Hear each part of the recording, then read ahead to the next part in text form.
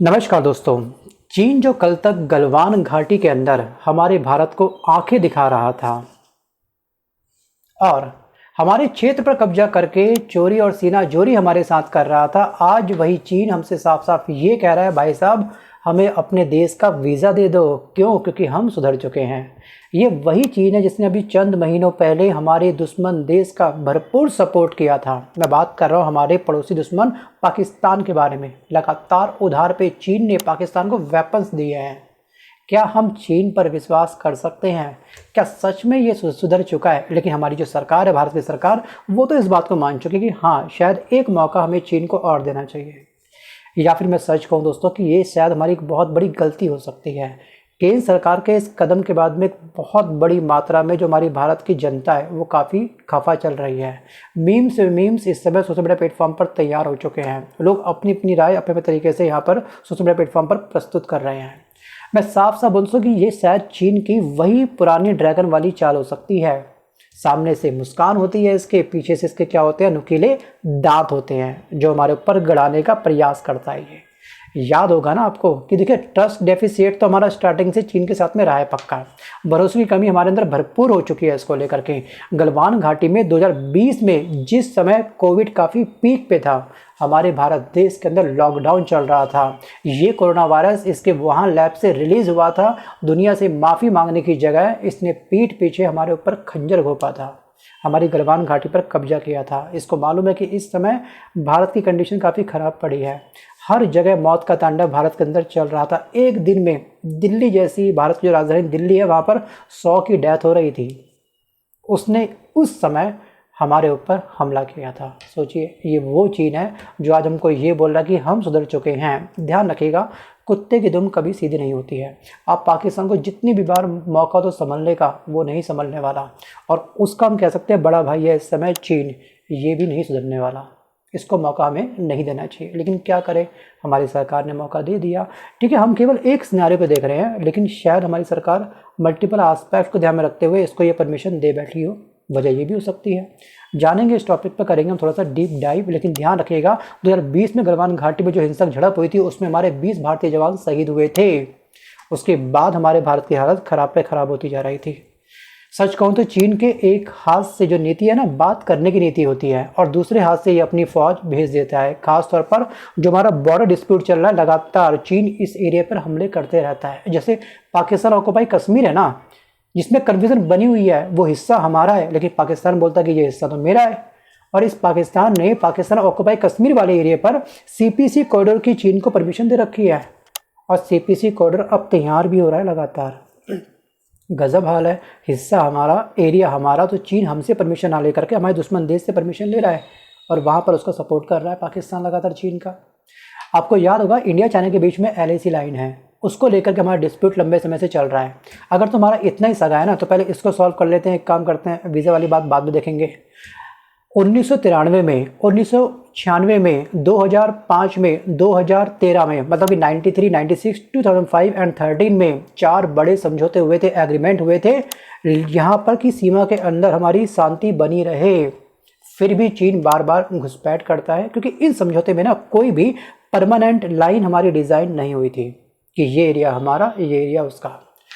चीन जो है ना, अरुणाचल प्रदेश को जो हमारा हिस्सा है उसको वो दक्षिणी तिब्बत कहता है, और अपने कंट्री के अंदर जो मैप रिलीज़ करता है, ये हमारा ये वाला हिस्सा उसके मैप में हमेशा शो होता है।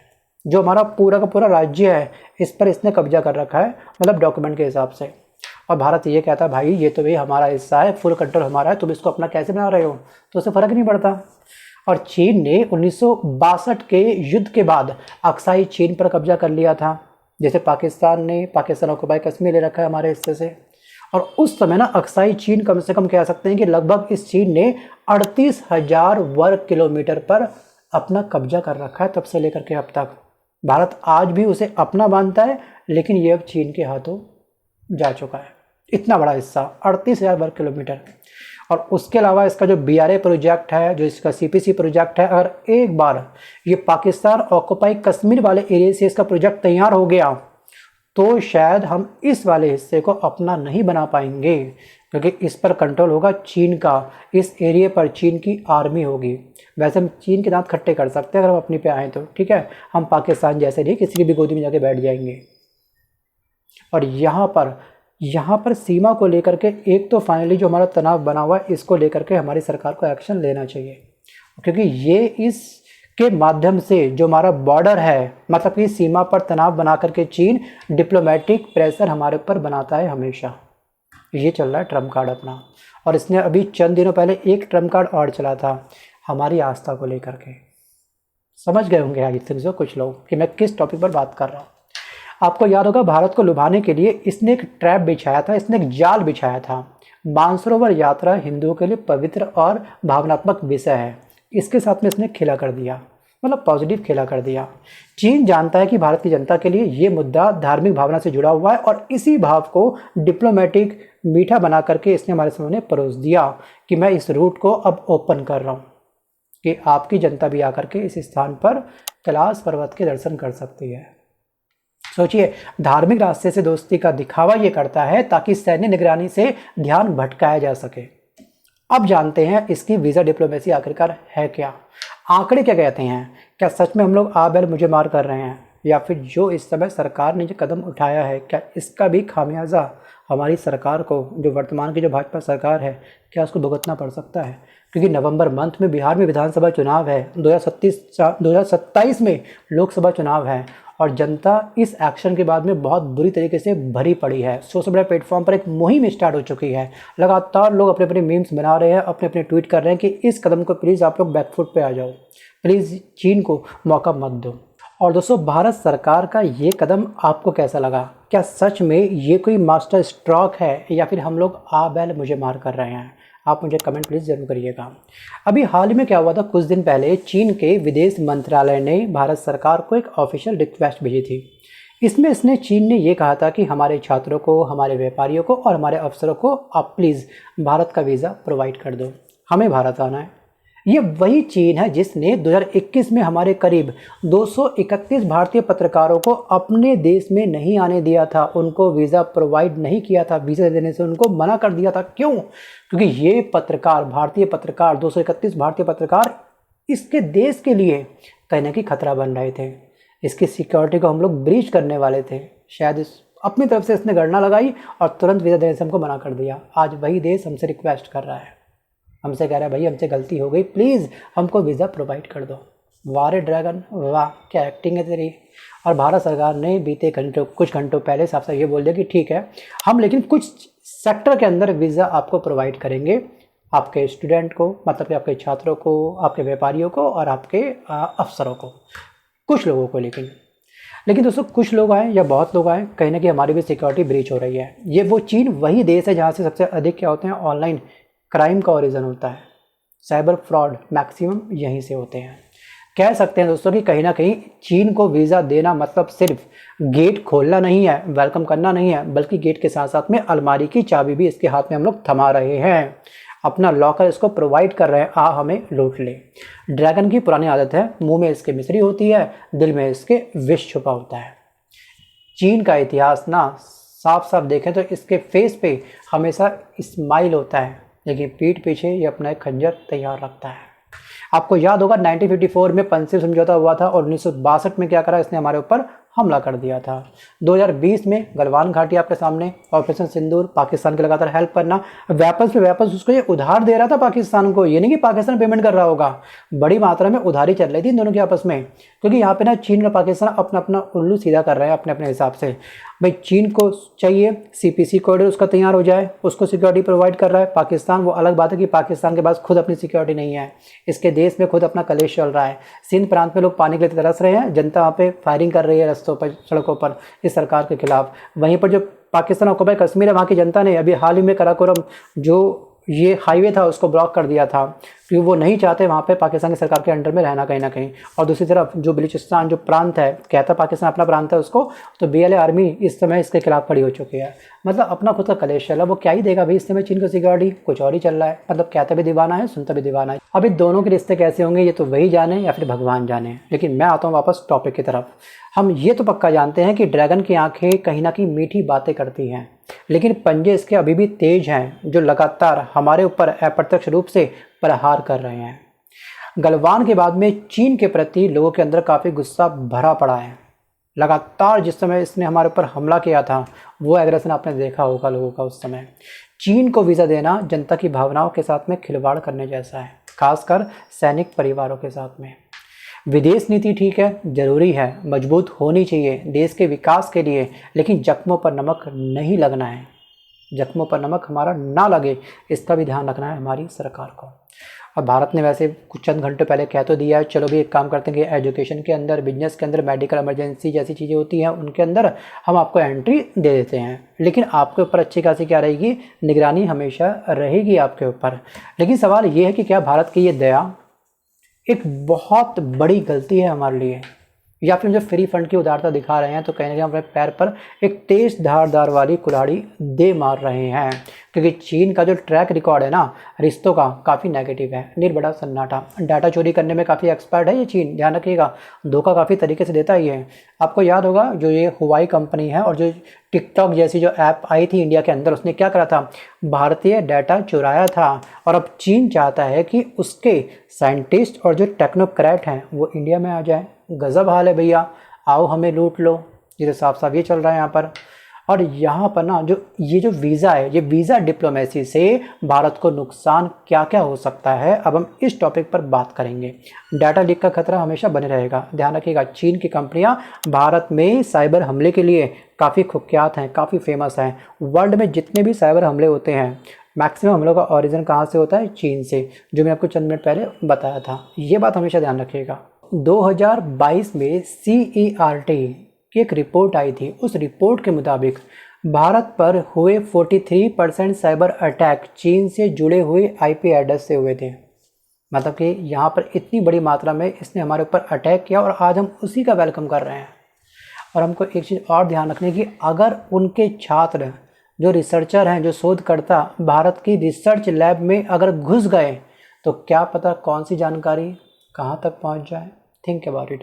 2019 में चीन के 6 डिप्लोमेट की कहानी आपको अच्छे से याद होगी। 2019 में चीन के 6 डिप्लोमेट को भारत से दफ़ा कर दिया गया था। उनको हमने क्या करा, डिपोर्ट कर दिया था। क्यों? क्योंकि वो हमारे भारत की जासूसी कर रहे थे, हमारी इन्फॉर्मेशन दूसरे देश को बेच रहे थे, अपने देश तक पहुंचा रहे थे। चीन के निवेश फिर से लौटने लगे अगर हमारे भारत देश के अंदर, तो स्वदेशी अपनाओ का जो हमारा सपना है ना, वो शायद सपना ही बने रह जाएगा। हम अपने खुद के स्टार्टअप स्टार्ट नहीं कर पाएंगे। सोचिए एक बार, भारत का पूरा बाज़ार मेड इन चाइना से पटा हुआ है। हमारे भगवान तक इस समय क्या होते हैं, मेड इन चाइना के होते हैं। देश का तिरंगा जो होता है वो भी मेड इन चाइना का बना होता है। कभी सोचा आपने? East west north south left right ऊपर नीचे कहीं भी नज़र घुमाओ आपको मिलेगा सामान मेड इन चाइना का। आसमान में देखो तो पंखा है, पंखा मेड इन चाइना का। बल्ब को देखो, लाइट का देखो, मेड इन चाइना का। दिवाली जो हमारी सेलिब्रेट होती है उसकी जो LED लाइटें वगैरह होती हैं, जो हम लाइटिंग करते हैं, वो भी क्या होती है, मेड इन चाइना की होती है। एक्चुअली चीन हमारा सहारा नहीं, बल्कि चीन इस समय हमारे व्यापार की एक बहुत बड़ी बैसाखी बन चुका है। हमने अपने बारे में कभी सोचा ही नहीं इतना, बस वहाँ से सामान मिलना सस्ते रेट पर तो आड़ दो आड़ दो आड़ दो। और वर्तमान समय में अगर चीन ने एक झटके में सारा व्यापार हमसे ख़त्म कर लिया ना, तो शहर में दांत खट्टे हो सकते हैं। बाकी दोस्तों जो होता है शायद अच्छे के लिए होता है। अगर ऐसी कंडीशंस भी आएगी तो शायद हम लोग स्वदेशी वस्तुएं अपनाना स्टार्ट कर देंगे। अब हम जानते हैं दोस्तों कि आखिर चीन को भारत की इतनी याद क्यों आ रही है। वजह बहुत सारी है। डाटा हमसे ये लीक करवाएगा, मतलब कि डाटा हमारा चोरी करके लेके जा सकता है, बड़ा प्रॉफिट इसके यहाँ पे ये है। और एक्चुअली चीन के अंदर एक बहुत बड़ी इकोनॉमिक क्राइसिस आ चुकी है, इकोनॉमी इमरजेंसी आ चुकी है। चीन की GDP ग्रोथ 2024 में जो गिरी है वो गिर करके 3.5% रह चुकी है, जो कि पिछले 30 सालों में सबसे कम हुई है। लोगों का ग्राफ ऐसे बढ़ता है जे कर्व में, इसका ग्राफ डाउन हो रहा है। क्यों? क्योंकि रेसिप्रोकल टैरिफ लगातार साधा डोनाल्ड ट्रंप ने इसके ऊपर, तो इसके व्यापार काफ़ी घाटे में गया है। और ये उस घाटे को हमारे भारत के साथ में ये पूरा करना चाहता है। और वहीं पर चीन का जो यूथ अनएम्प्लॉयमेंट रेट है 2025 के शुरुआती महीने में आपको याद होगा 21.5% तक पहुंच चुका है। और भारत में इस कहीं ना कहीं निवेश करना चाहता है, क्योंकि अमेरिका और यूरोप से जो ये देश है, जो ये महाद्वीप है, उन्होंने क्या कर रखा है, उसको ठेंगा दिखा रखा है। यूरोपीय संघ के साथ में चीन की तनातनी पड़ी हुई है, 36 का आंकड़ा बना हुआ है। तो इसको चीन को उम्मीद है केवल किससे, भारत से, क्योंकि भारत थोड़ा सा ना सॉफ्ट कॉर्नर रखता है सबके लिए, और यही सॉफ्ट कॉर्नर कहीं ना कहीं हमारे लिए थोड़ा बहुत कह सकते हैं एक बहुत बड़ा खतरा बन सकता है। भाई यहाँ पर ये सिंपल ये बोल रहा है कि चीन हमसे ये कह रहा है भैया हमारे लोगों को इंडिया आने दो, वरना हमारी इकोनॉमी क्या हो जाएगी, ठप हो जाएगी, प्लीज़ थोड़ी दया दिखा दो। और हमने इसके ऊपर दया दिखा दी। आओ जी आओ, स्वैग से करेंगे सबका स्वागत, आओ सब आओ, कोई दिक्कत नहीं है। बॉर्डर क्रॉस करके आओ, ठीक है, या फिर सीमा हैदर की तरह आओ, कोई दिक्कत नहीं है। सोचिए सीमा हैदर ने हमारी बॉर्डर को इतना ईजिली क्रॉस कर लिया, एक बहुत बड़ा क्वेश्चन मार्क है भाई हमारे जो गृह मंत्रालय है उसके ऊपर कि आखिरकार हमारी सिक्योरिटी है कहाँ पर। भाई आतंकवादी पहलगाम हमला करके चले गए इतनी आसानी से, एक भी आतंकवादी अभी ढंग से पकड़ा नहीं गया है बिल्कुल भी। तो हमारे देश की सिक्योरिटी आखिरकार कहाँ पर चल रही है, सब कुछ राम भरोसे चल रहा है क्या? Think about it. और हाँ, हमको एक चीज़ और ध्यान रखना है कि अगर यहाँ पर इनके लोग आते हैं तो हम एक काम ये कर सकते हैं कि सबसे पहले तो इनकी चेकिंग बहुत बड़े लेवल पे होनी चाहिए, क्योंकि यहाँ पर ना इंडिया के अंदर कोई भी चाइनीज़ हैकर यहाँ पर पीएचडी करने के बहाने आता है, इंडिया में घुस जाता है और हमारी इन्फॉर्मेशन ट्रैक करके वहाँ तक प्रोवाइड करता है। तो हमारी स्ट्रेटेजिक सेक्टर हमारे पास ये होना चाहिए कि हमारा जो भी सेक्टर है उसमें चीन के किसी भी व्यक्ति की एंट्री नहीं होनी चाहिए। जैसे हमारा डिफेंस हो गया, इसरो हो गया, डीआरडी हो गया, पावर प्लांट हो गया, टेलीकॉम जैसे सेक्टर हो गया, यहाँ पर इनके किसी भी व्यक्ति को ना तो जॉब मिलेगी ना ही इनकी एंट्री होनी चाहिए। कोई भी ये रिसर्च कर रहे हैं इससे संबंधित तब भी इनकी एंट्री हमको बैन करनी चाहिए। आ जाओ देश, कोई दिक्कत नहीं है, दिक्कत तभी भी होगी थोड़ी कम होगी। और हमारे भारत देश के अंदर आप अच्छे से जानते होंगे जिस देश के अंदर 500 रुपये में लोगों के वोट बिक जाते हैं, जब दिल्ली के अंदर झुग्गियाँ तोड़ी गई है ना, आप देखिएगा ग्राउंड रिपोर्ट, शरद शर्मा की ग्राउंड रिपोर्ट है, वहाँ पे लोग साफ साफ ये बोल रहे हैं कि भाई हमने पैसों में वोट दिए थे, आज उसी सरकार ने हमारे घरों को तोड़ दिया। ये है हमारा अमृतकाल और ये है हमारा देश महान। आपको याद होगा कि यहाँ पर अहमदाबाद में जो प्लेन क्रैश हुआ था, सारी गलती का ठीकरा किसके ऊपर फोड़ दिया, पायलटों के ऊपर, कि पायलट से गलती हुई थी, फ्यूल स्विच ऑफ हो गया था। सोचिए एक बार रिकॉर्डिंग में क्या कहा था, पहले पायलट ने दूसरे से ये पूछा कि भाई आपने फ्यूल स्विच ऑफ क्यों कर दिया, तो उसने बोला मैंने नहीं करा। दूसरे वाले की बात की कोई वजूद है ही नहीं, बस पहले वाले को आपने दिखा दिया कि पायलटों ने गलती कर दी, गलती से ये हो गया। आपको हमेशा ध्यान रखना, जब भी आप लोग सड़क पे कार ड्राइव कर रहे हो, कार आपकी चौथे गियर पे चल रही है, तो आप अचानक से रिवर्स गियर नहीं मार सकते हो, आपको down down down down down करना पड़ेगा। फर्स्ट से आप न्यूट्रल पे आओगे, फिर जाकर आप रिवर्स गियर मार सकते हो, यही होता है ना। तो कभी भी आपका प्लेन अगर अप मोड में होगा, ऊपर जा रहा है, तो आप किसी भी हालत में कितना भी ट्राई करो तो आपका फ्यूल स्विच ऑफ मोड में नहीं जा सकता है। क्या ये आपने डीप डाइव थोड़ी सी इसके बारे में आपने रिसर्च करी? नहीं, बस स्टेटमेंट सुन ली, रिकॉर्डिंग सुन ली, बस लोगों को दिखा दिया, हो गया बात। लोगों को दिखाया भी कहाँ, किसने क्या बोला, आपने नाम मेंशन क्यों नहीं करा भाई उस चीज़ में? हाँ ठीक है, अभी बदनाम ना हो जाए, नाम मेंशन नहीं करा, ये चलो मैं मानता हूँ, अच्छी बात है। आप कहीं ना कहीं बोइंग कंपनी को इस समय बचा रहे हो, क्योंकि अगर एक बार टेक्निकल फेलियर बोइंग कंपनी का सामने आ गया, वैसे भी इसका इतिहास काफ़ी घटिया है, बहुत बुरा है, लेकिन बोइंग कंपनी के ऊपर आशीर्वाद किसका है? डोनाल्ड ट्रंप का, अमेरिका का। तो हम अपने फूफा को आखिर का नाराज कैसे कर सकते हैं? सोचिए कुछ बड़ा खेला हुआ है उसके अंदर भी। सो गाइस, ये है पैसों की माया, इस तरह से बनेगा हमारा देश शायद महान। बाकी मैं आता हूँ वापस टॉपिक की तरफ। चीन को वीज़ा देना मतलब अपने दरवाजे पर खुद चोर को न्योता देना है। अगर आप मेरी बात से सहमत हो तो वीडियो को पॉज करके यस लिखिएगा, अगर नहीं है तो क्यों नहीं है, इसके पीछे की वजह आपको पता होगी ना। तो अपनी योग्यता के आधार पर, अपने एक्सपीरियंस के आधार पर आप मुझे कमेंट करना मत भूलिएगा। सो गाइस, आज के इस वीडियो में बस कर इतना ही, मिलता हूँ जल्द नए वीडियो के साथ में, तब तक के लिए धन्यवाद।